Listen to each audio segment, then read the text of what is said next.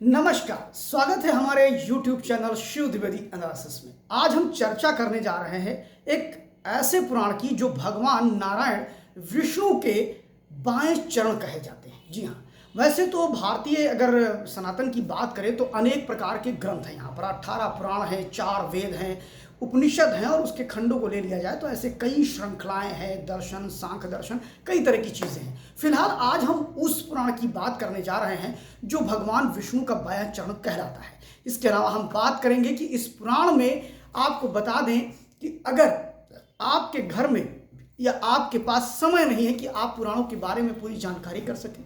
बहुत से लोग आपसे वार्ता में पूछते होंगे कि फला पुराण पढ़ा है, क्या है उस पुराण में, कैसा है वो पुराण, किस चीज़ की चर्चा है। ऐसे अनेक प्रश्न आप जैसे सनातनियों के बीच में आते रहते हैं और आप भयभीत हो जाते हैं कि नहीं, मैंने तो नहीं पढ़ा, मुझे नहीं पता कि उस पुराण में क्या है। फिलहाल हम यहाँ पर यही प्रयास कर रहे हैं कि आपको बताएं कि पुराणों में क्या है और बड़े ही संक्षिप्त कुछ ही मिनटों में आपको उस पुराण के सारांश बताने का प्रयास करेंगे। बने रहिए हमारे वीडियो के साथ। हम बताते हैं इस पुराण के बारे में जिसमें लगभग 383 अध्याय है। ये वो पुराण है जिसमें 11,475 श्लोक है। इस पुराण में चर्चा करी गई है 11 रुद्रों की, 8 वसुओं की और 12 सूर्य की। जब मैं 12 सूर्य की बात करता हूं तो मैं आपको बताना चाहता हूं कि हमारे पुराणों की जो आयु है वह आधुनिक विज्ञान भी 8000 वर्ष मानता है, यानी कि तब तक आधुनिक विज्ञान की उत्पत्ति नहीं हुई थी। और ऐसी स्थिति में हमारे जो ऋषि मुनि थे उन्होंने 12 प्रकार के सूर्यों की चर्चा करी। 12 प्रकार के सूर्य की चर्चा करी। आज आधुनिक विज्ञान कहता है अनेक सूर्य है, यानी तारा ही सूर्य है, ऐसी चर्चाएं हैं। फिलहाल 12 ही सूर्य की चर्चा क्यों करी, इसके पीछे भी बहुत विस्तार से इसकी चर्चा करी गई है। अक्सर आप लोगों में अगर किसी का सूर्य खराब है, कोई ज्योतिषाचार्य के पास आप जाते हैं तो कहता है कि आदित्य हृदय स्तोत्र की 12 बार आवृत्ति की जाए। 12 बार के पीछे बड़ा उद्देश्य है, क्योंकि 12 सूर्यों की चर्चा लगभग कई पुराणों में की गई है। अब हम बात करते हैं कि इस पुराण में बात करें तो व्याकरण की भी व्यापक पैमाने पर चर्चा है। वर्ग, प्रतिवर्ग, सर्ग और वंश, इसके अलावा वंश चरित्र, ऐसे करके इसको पच्च लक्षण भी कहा जाता है इस पुराण को। इसके अलावा अगर हम बात करें तो इसमें कर्मकांड की व्यापक व्याख्या की गई है।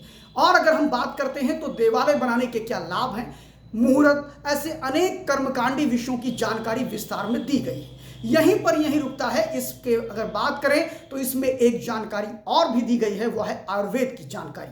आयुर्वेद की जानकारी विशेष रूप से दी गई है। यहां पर इस बात का उल्लेख करते हुए मुझे गर्व का अनुभव होता है, क्योंकि ये वही आयुर्वेद है जिसने विश्व में कोरोना काल के समय अपना डंका बजा दिया। भारत ने आयुर्वेद के आधार पर जो यहाँ पर कोरोना का प्रभाव था वह नगण्य लगभग कर दिया था। और स्थिति ये रही कि भारत के आयुर्वेद और इसकी सनातन परंपरा के साथ जो इसका विकास हुआ आयुर्वेद का, उसको लेकर के अंतरराष्ट्रीय औषधि यानी आयुर्वेद में जो शोधशाला है, रिसर्च है वर्ल्ड का, वो भारत में बना, वह भी प्रयासों से भारत की सरकार के। अब बात यहां आती है कि जहां आयुर्वेद की इसमें चर्चा करी गई वहां पर इसमें 64 योगिनियों की बात करी गई, क्योंकि इस पुराण में पराविद्या की भी विद्या की बात करी गई, अनेक प्रकार की विद्याओं की बात करी गई। उसमें पराविद्या की बात करी गई। पराविद्या मतलब पैरानॉर्मल की बात करते हैं, यानी पैरानॉर्मल की बात करेंगे तो भूत, प्रेत, पिशाच, ब्रह्म, राक्षस जैसी चीजें होती है। जहां पर 64 योगिनियों की भी चर्चा करी गई। आपको बताएं कि बहुत सी स्थितियों में आप देखते होंगे कि लोग कहते हैं कि किसी ने कर्ण पिशाचिनी पूज रखी है, यानी वो आती है। ऐसे 64 जो योगिनियां हैं वो तरह तरह के फल देती हैं। उनकी एक एक योगिनियों को अगर सिद्ध कर लीजिए तो आपको उनकी सिद्धियों के बाद अलग अनुभव आता है। और ऐसा माना जाता है कि एक सनातन संत हैं बागेश्वर बाबा, जो कि उम्र में बहुत अभी छोटे हैं, उनको कुछ लोगों का आरोप है कि उन्होंने कर्ण पिशाचिनी को सिद्ध कर लिया है, इसीलिए वो किसी भी व्यक्ति के बारे में कुछ भी बता देते हैं। फिलहाल उन पर भगवान जी की कृपा है, भगवान राम की कृपा है।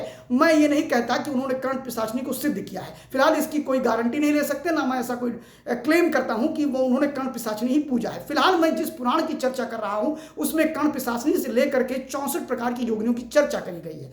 भारत के अंदर बहुत से छोटे राज्यों, छोटे स्थानों से लेकर के बड़े स्थानों तक 64 देवियों को 64 योगिनियों से पूजित शिवालय बनाए जाते हैं। और इन शिवालयों में पूजा करने का लाभ इतना प्रचंड होता है जिसकी आप कल्पना नहीं कर सकते हैं। अगर उस शिवालय में बैठ करके आप ओम नमः शिवाय का जाप करते हैं और वो जाप अगर आप 1000 माला करते हैं तो वो 10,000 मालाओं में परिवर्तित हो जाता है, क्योंकि वो तंत्र विद्या से परिपूर्ण होता है। वो मंदिर जहां 64 योगिनों की पूजा के साथ स्थापना की जाती है, उसको तांत्रिक शिवाला बोलते हैं, तंत्र शिव मंदिर। और आपको बताएं कि तंत्र की उत्पत्ति के जो स्रोत कहे जाते हैं वो भी भगवान देव आदिदेव महादेव ही कहे जाते हैं। तो इस पुराण में तंत्र विद्या पर भी व्यापक प्रकाश डाला गया है। साथ ही यह भी बताया गया है कि कैसे किसी देवालय का निर्माण किया जाए। फिलहाल इस पुराण की अगर हम चर्चा करें तो इस पुराण को जब आप पढ़ेंगे या नहीं भी अगर पढ़ते हैं तो आपकी जानकारी के लिए, आपके बच्चों की जानकारी के लिए, कि इस पुराण के अंदर महाभारत और श्री रामचरितमानस यानी रामायण के भी